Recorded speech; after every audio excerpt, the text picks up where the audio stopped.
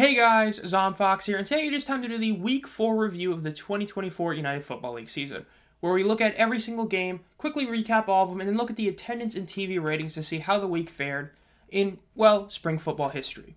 So without further ado, let's get right on into it, the 4 scores from this past weekend. Now the first game was the Battlehawks versus the Showboats, the second game at the Dome, and, well, this was pretty much a blowout.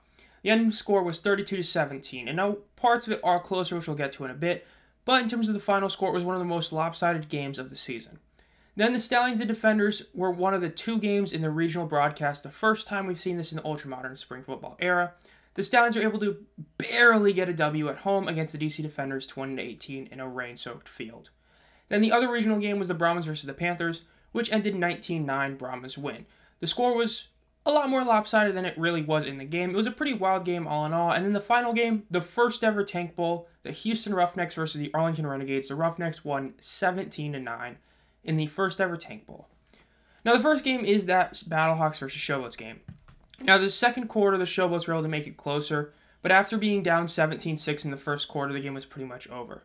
The Battlehawks had their big playmaker in Ja'Cour Pearson return. The great receiver from the Dragons last year made his UFL debut this week. He was really good. He had 1 fumble, but all in all, he still had 10 receptions for just a little bit of 70 yards, but still had a touchdown. A.J. McCarron once again played a very boring brand of football. A bunch of short, teeny little check down passes, as 35 completions for 222 yards is a pretty bad stat line, but he was efficient. Only 1 interception to 3 touchdowns and a 78 completion percentage. As for the Showboats, they once again played 2 different quarterbacks, because Case was getting once again mauled by the Battlehawks defensive line. Yes, the Showboats offensive line once again failed, and despite the fact the Battlehawks are missing 2 of their best pass rushers, we're still able to get 4 sacks for 38 yards on the day. Now, Darius Victor had his best game of the year so far, having 58 yards on just 11 attempts, and even when you get rid of his 1 long of 17, he still ended up having 4 yards a carry, making this easily his best game of the season. But that was pretty much the only real bright spot for them, as in the stat sheet, they got obliterated in every stat. 1 of 8 on 3rd down, 0 and 2 on 4th down.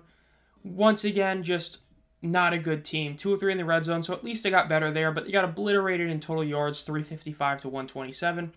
Wasn't really a close game at all. The score indicates it was closer in the second quarter and all that, but it really wasn't. Battlehawks easily won this game. Another 100-yard rushing performance for the Battlehawks, this time from Jacob Sailors. Yeah, Battlehawks won it, not even close.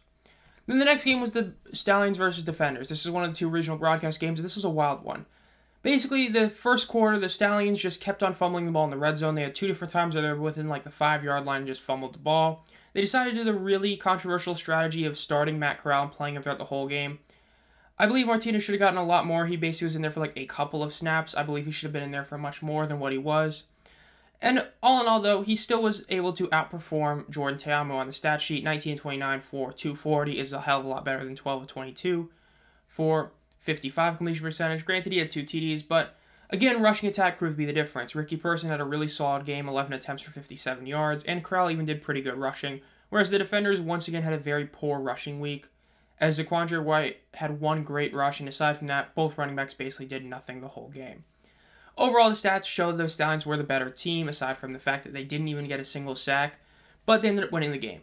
The main reason they won was because at the end of the game, they both just kept trading field goals, and bad coaching decision, bad play by the Defenders allowed the Stallions to capitalize and still stay undefeated as they are now 4-0. Now, the next game is the Brahmas versus the Panthers, the other one of the 2 regional broadcast games. This is a wild one. Look, the final score indicates this was a pretty lopsided affair, but really what happened is in the first half, Quentin Dormady looked like a legit QB1. But then the second half came, Dormady looked just out of sorts, out of whack, was getting basically just obliterated by the Panthers defense, and wasn't able to do basically anything on offense. Once again, the Brahmas had no rushing attack, and with Dormady completely faltering in the second half because of the Panthers defense, they only were able to get a field goal. The Panthers had a shot to make this game close. They were able to convert the 4th and 12, making it 3 for 3 on the season. But just a few plays later, Danley Etling would end up taking a 17-yard sack, which basically just ended the game for them. They were just a few yards away from field goal range, and if they would have kicked the field goal, would have just went right back to the 4th and 12. And like I've talked about before, there's a higher than not chance they would have converted that and legitimately had a chance to win the game. Speaking of Danny Etling, he came into the game because of an injury to E.J. Perry. We don't know exactly how bad the injury is, but Etling came in and immediately looked pretty efficient. He had 1 bad interception, But aside from the interception, he was incredible. Aside from that one throw, you would have him at 11 of 13 for 105 yards and a TD. That's pretty incredible. Perry once again had a good rushing performance. Colburn had his best game so far in terms of rushing average pretty much. But the rest of the rushing attack was pretty poor. But the big difference was the fact the receivers. Marcus Sims once again had another great long catch. But for the Brahmas, both Justin Smith and Jonche Kirkland had over 100 yards receiving, mainly in the first half. And in the end, the Brahmas were able to get the W. Again, Dormaday's performance was heavily overrated. He had an incredible first half, but a terrible second half. Overall, he played basically like he did all of last season. Very inconsistent, sometimes great, sometimes terrible, but still showed that this team can win without Chase Garbers, which is, of course, the most important thing. Now, the last game was the Renegades versus Roughnecks Tank Bowl.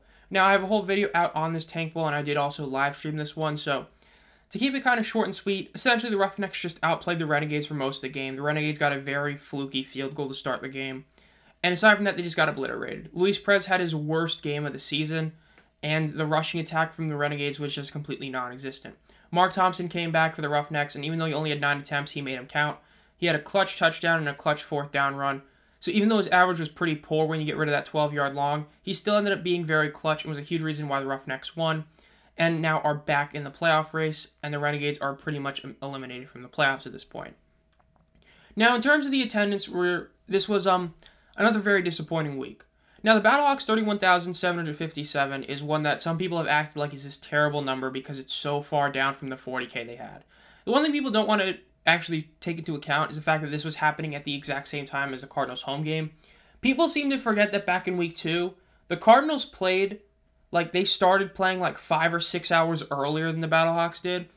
So you realistically could have gone to both games very easily. The first game with the Cardinals would have been over an hour before the Battlehawks game started, whereas this one they were playing at basically the exact same time. And the Cardinals had 40,000 at their game respectively. It is very safe to assume that if the Cardinals weren't playing it, the Battlehawks attendance would have been at least a couple thousand higher. So the people upset about the Battlehawks attendance really didn't take into account anything like that, because that is a legitimate excuse. This isn't like, the I-40 is closed or something like that. It was because the Cardinals are playing. Now, for the other 3 teams, this was overall pretty poor again. Now, the Stallions suffered heavily from the weather. The fact is, before the game, we kind of expected there to be rain, so a lot of people didn't want to go out in that. And then, of course, the rain happened, and a lot of people ended up leaving. So when the game restarted, it was legitimately a couple hundred people there. But their overall attendance is 7,500. It's still not the worst of the week, and, it could be worse. But again, it's not a good number. How much was it affected by the weather? We'll find out their next home game. But at least at the moment, you have to take it for what it is, and that's a pretty disappointing number. The Brahmas also disappointed again. Once again, people act like the Brahmas are going to have this 15K fan base every week, and they still can't. They once again fell off, even though it was only 500. And like I said, consistency is the best thing, so staying at 11,000 or above is a good thing. But again, the Brahmas still stand as a team that is very much more vocal online than they are people going to the games. Now, the Roughnecks, massive disappointment. At the same time, who's really surprised? The team has looked like utter garbage until this week when Mark Thompson returned. The attendance, I honestly wouldn't be shocked if it were to go back up now that Mark is back and they're winning. But the fact is, it is still disappointing. So overall, in terms of the attendance, this was another very disappointing week. The fact that the Battlehawks played and they still were only able to beat out the average from week 1 by 3,000 is pretty sad. Overall, the Battlehawks attendance really good. Makes sense why it was low. The Stallions, hopefully it's just an abnormality. Roughnecks, terrible. Brahmas, Wish it could be better because, again, these past 2 weeks have both been lower than any game they had last year. But they're still not terrible. So, essentially, you have one game that's understandable, one that's okay, one that's pretty bad but could definitely get better, and another one that hopefully gets better. But we'll see. Overall, the attendance was another disappointing week, but it is what it is. I'll have an attendance video probably come out next Monday because I want to wait for it to be halfway through the season before I talk about it, especially since at that point we'll pretty much know every single team. If I'm not mistaken, every team will have their second home game then. I know the Defenders play at home. I believe the Showboats do. So we'll see. Then finally, the TV ratings. Once again, where the attendance fails, the TV ratings succeed. Now, yes, the Arlington-Houston game on FS1 having 243,000. Some people are going to say that's a horrid number. It's really not. Like I talked about in the live stream, over 500,000, this league's going to last 10 years. Over 400,000, incredible. 300,000, really good. Essentially, I said it was basically going to be about 50K within 250 or 300,000. I don't remember which one I said. It was going to be one of those, and that's basically what it was.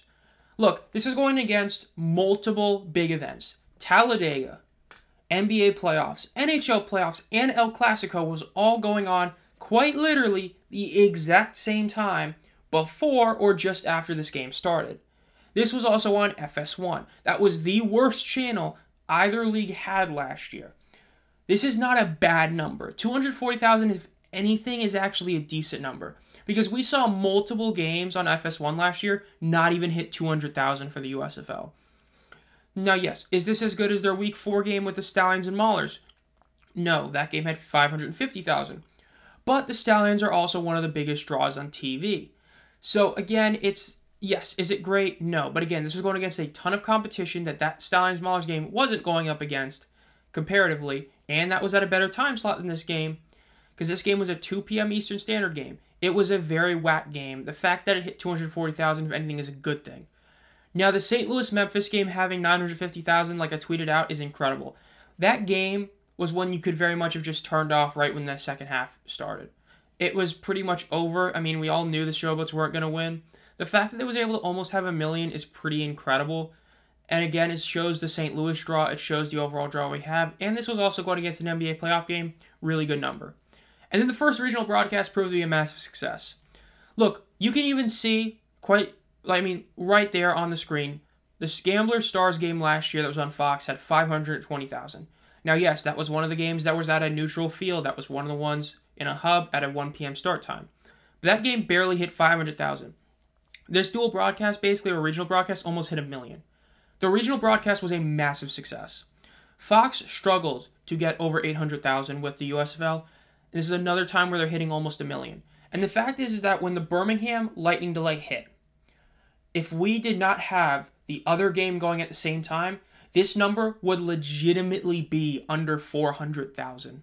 Well, let me rephrase that. It would be under 500,000 most likely. 600,000, it'd be less than that for sure. Having a backup game that you could turn on makes it to where people who are going to leave this don't. They stay. Because now you have another game to put on.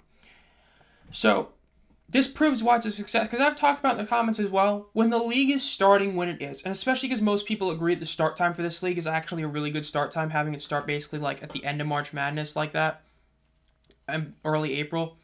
You're in the spring, there's going to be thunderstorms, there's going to be lightning delays. Having multiple games on at the same time allows you to quickly pivot away from a potential disaster. We saw that with the USFL a lot, even as early as week 1 of the 2022 season.